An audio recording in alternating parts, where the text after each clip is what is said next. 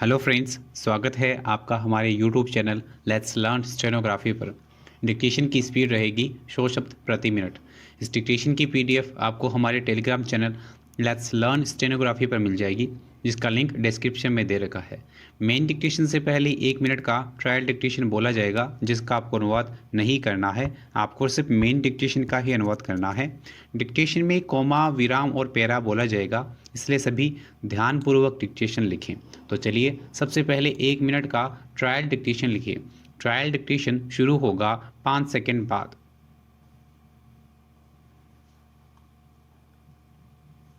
फिलहाल यह कहना ठीक है कि 2 सप्ताह बाद क्या हालात बनेंगे विराम, लेकिन समझदारी इसी में है कि ये मानकर न चला जाए कि 14 अप्रैल के बाद सब कुछ पहले जैसा हो जाएगा विराम। देश दुनिया का अनुभव यही सब बता रहा है कि हमें कोरोना वायरस के खौफ से आसानी से मुक्ति नहीं मिलने वाली विराम। इसके लिए मानसिक रूप से तैयार रहें कि हमें अरसे तक उसके साए में जीना पड़ सकता है विराम। कोरोना वायरस से उपजी कोविड-19 महामारी एक बड़ी हद तक तो नियंत्रित हो सकती है, लेकिन अभी इसके आसार नहीं हैं कि उससे पूरी तरह छुटकारा मिल जाएगा विराम। यह था आपके ट्रायल डिक्टेशन। अब लिखिए मेन डिक्टेशन। मेन डिक्टेशन शुरू होगा 5 सेकंड बाद।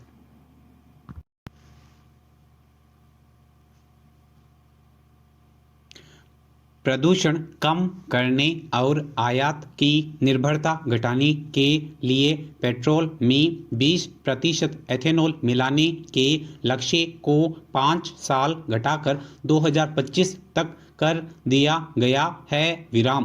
पहले यह लक्ष्य 2030 तक पूरा किया जाना चाहिए था विराम। एथेनॉल सम्मिश्रण से संबंधित रूपरेखा के बारे में विशेषज्ञ समिति की रिपोर्ट पिछले महीने जारी हुई विराम।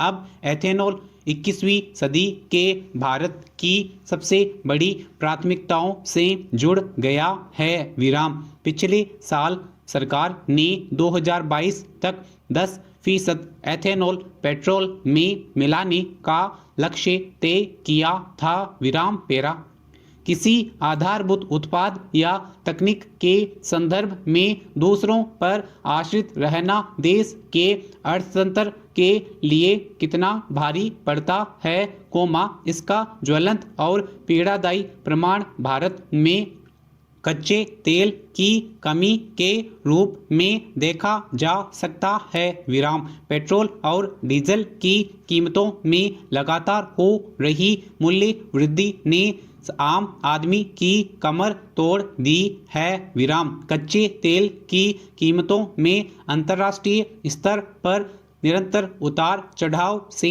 पेट्रोलियम उत्पादों की कमी वाले देशों की अर्थव्यवस्था हिलने लगी है विराम। आज सच्चाई यह है कि हम अपनी मांग का 3/4 यानी 75% से अधिक तेल आयात करते हैं विराम। इसके लिए हर साल अरबों डॉलर की विदेशी मुद्रा खर्च करनी पड़ती है विराम। रुपए की घटती कीमत की वजह से यह रकम और ज़्यादा बढ़ जाती है विराम। इससे भारतीय खजाने पर बोझ बढ़ रहा है विराम। तेल आयात के कारण ही भारत का विदेशी व्यापार घाटा लगातार बढ़ता जा रहा है विराम।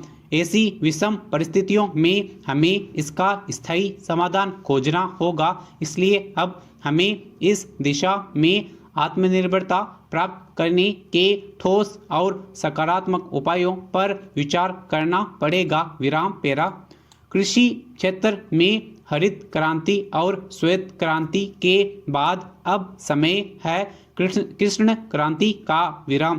पेट्रोल उत्पादों के क्षेत्र में देश को आत्मनिर्भर बनाने के प्रयास को कृष्ण क्रांति नाम दिया गया है विराम। इसका उद्देश्य देश को पेट्रोल और डीजल में आत्मनिर्भर बनाना है विराम। चूंकि कच्चा तेल काले रंग का होता है, इसलिए इसके उत्पादन में आत्मनिर्भर के प्रयास को कृष्ण क्रांति कहा जाएगा विराम। यह देश में एक ऐसी क्रांति होगी जिसकी एक बार शुरुआत हो जाने के बाद देश को हमेशा जरूरत रहेगी विराम। इसके लिए हमें देश में दूसरे तरीकों से पेट्रोल और डीजल को बनाना होगा या इसका विकल्प तैयार करना होगा विराम पेरा। दूसरे दुनिया के कई देशों जैसे संयुक्त राज्य अमेरिका ब्राजील आदि में एथेनॉल मिश्रित पेट्रोलियम का सफल प्रयोग हो रहा है विराम। ब्राजील में फसल पर कीटनाशी पाउडर छिड़कने जैसे विमान इपनेमा का ईंधन पारंपरिक ईंधन में एथेनॉल मिलाकर तैयार किया जाता है विराम। यह प्रदूषण रहित होने के साथ साथ किसी भी अन्य ईंधन की तरह उपयोग होता है विराम। अब इसका प्रयोग विदेशों में लगातार बढ़ता जा रहा है विराम। डीजल में 2024 तक भारत में औसतन सिर्फ 1 से 1.5% एथेनॉल मिलाया जाता था, लेकिन आज यह करीब 8.5% तक पहुंच गया है विराम। वर्ष 2013-14 में जहां देश में 38 करोड़ लीटर एथेनॉल खरीदा जाता था वहीं अब 8 गुना से भी ज़्यादा बढ़कर यह करीब 320 लीटर हो गया है विराम। पिछले साल पेट्रोलियम कंपनियों ने 23,000 करोड़ रुपए का एथेनॉल खरीदा था और इसका बड़ा हिस्सा देश के किसानों विशेषकर गन्ना किसानों को गया विराम। एथेनॉल गन्ना चुकंदर मकई जौ आलू सूरजमुखी या सफ़ेदा से तैयार किया जाता है विराम। यह गन्ना गेहूं और टूटे चावल जैसे खराब हो चुके खाद्यान्न और कृषि अवशेषों से भी निकाला जाता है विराम। इससे प्रदूषण भी कम होता है और किसानों को आमदनी का एक विकल्प भी मिल जाता है विराम। एथेनॉल चीनी मिलों से निकलने वाले शीरे से भी बनाया जाता है विराम। पहले यह बेकार चला जाता था विराम। एथेनॉल पेट्रोल के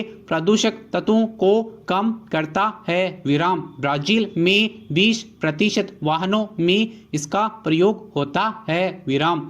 अगर भारत में ऐसा होने लगे तो पेट्रोल की बचत के साथ साथ विदेशी मुद्रा की बचत में भी यह सहायक होगा विराम। देश में कई लाख हेक्टेयर भूमि बेकार पड़ी है विराम। अगर मात्र 1 करोड़ हेक्टेयर भूमि में ही एथेनॉल देने वाली फसलों को लगाया जाए तो भी देश तेल के मामले में काफ़ी हद तक आत्मनिर्भर बन सकता है विराम पेरा।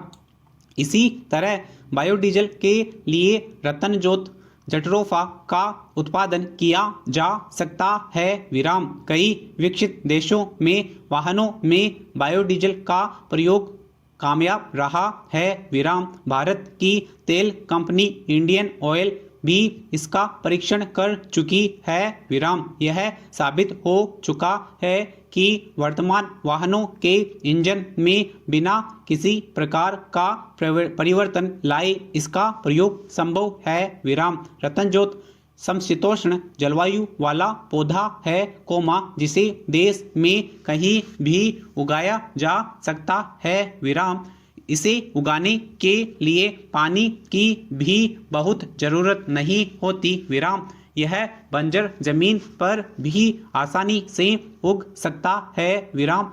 रतनजोत की खेती के लिए रेलवे लाइनों के पास खाली पड़ी भूमि का उपयोग किया जा सकता है विराम। कम होती उपजाऊ भूमि या बंजर जमीन में रतनजोत का उत्पादन करके न सिर्फ इस जमीन का बड़े पैमाने पर उपयोग कर पाएंगे, बल्कि बायोडीजल बनाकर देश को प्रदूषण से मुक्ति भी दिला सकते हैं। विराम। वैज्ञानिक और व्यावहारिक परीक्षणों से साबित हो चुका है कि रतनजोत पौधे के बीजों से सस्ते गुणवत्ता युक्त जैव ईंधन का उत्पादन किया जा सकता है। विराम। 3.5 किलोग्राम रतनजोत के बीजों से 1 लीटर जैव ईंधन बनाया जा सकता है। विराम। सरकार ने देश भर में 3 करोड़ 30 लाख हेक्टेयर से कम उपजाऊ या बंजर जमीन पर रतनजोत की खेती को चिन्हित किया है। विराम। अगर जैव ईंधन विभिन्न प्रकार के पेड़ पौधों से तैयार किया जाए तो भारत अपनी जरूरतों का 10% ईंधन खुद तैयार कर सकता है और इससे 20,000 करोड़ रुपए के बराबर विदेशी मुद्रा की बचत हो सकती है। विराम। ज्यों ज्यों जैव ईंधन का उत्पादन बढ़ेगा, इसके दामों में भी कमी आएगी। विराम। पैरा।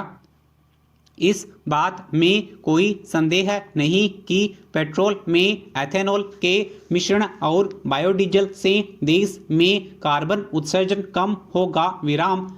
अंतरिक्ष एजेंसी नासा ने एक अध्ययन में बताया है कि पिछले 10 लाख वर्षों में इस समय वातावरण में कार्बन डाइऑक्साइड का स्तर 10 ppm अधिक है। विराम। संभव है यह स्तर पिछले 2.5 करोड़ वर्षों में सर्वाधिक हो। विराम। वास्तविकता तो यह है कि पिछले 18 वर्षों में जैविक ईंधन के जलने की वजह से कार्बन डाइऑक्साइड का उत्सर्जन 40% तक बढ़ चुका है और पृथ्वी का तापमान 0.7 डिग्री सेल्सियस तक बढ़ा है। विराम। अगर यही स्थिति रही तो सन 2030 तक पृथ्वी के वातावरण में कार्बन डाइऑक्साइड की मात्रा 90% तक बढ़ जाएगी। विराम। हालांकि भारत पेरिस समझौते के